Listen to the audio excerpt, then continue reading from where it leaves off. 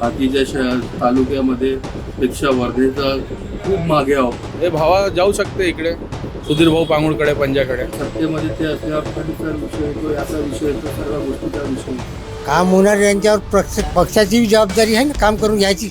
वर्धा नगर परिषदला आता एवढे मोठे पालकमंत्री पद आहे आपल्या वर्धेला, मंत्रीपद आहे, राज्यमंत्रीपद, आणि वर्धेचा विकास व्हावा यासाठी जे सत्तेत आहेत त्याच उमेदवाराला जर निवडून दिली वर्धेतल्या लोकांनी तर वर्धेचा विकास होईल. वर्धा नगर परिषदचा, वर्धा शहरात बाकीच्या तालुक्यामध्ये पेक्षा वर्धेचा खूप मागे आहोत आपण.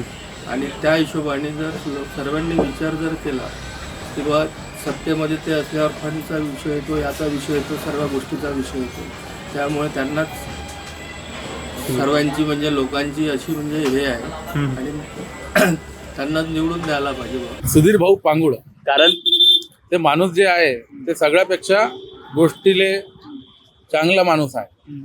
कोणाच्याही कामाले समोर लवकर येते. त्यामुळे तुम्हाला वाटते की ते जिंकतील. आणि कोणते असे वर्धेतले काम आहे जे व्हायला पाहिजे? वर्धेतले हे काम आहे ना, हे कुंडी लागून आहे, याचे पेंटिंग नाही झाली, याच्यावर लोक थुकते, याचे कवेलू निघालेले आहे, याचे काम व्हायला पाहिजे, रोडाचे गड्डे बुजले पाहिजे.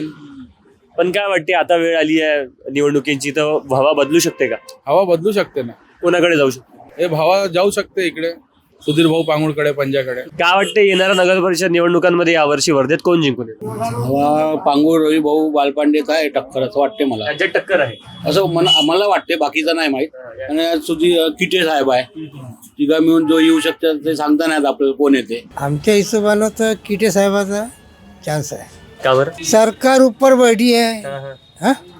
नीचे वाले जो आएंगे ये उसी के आएंगे.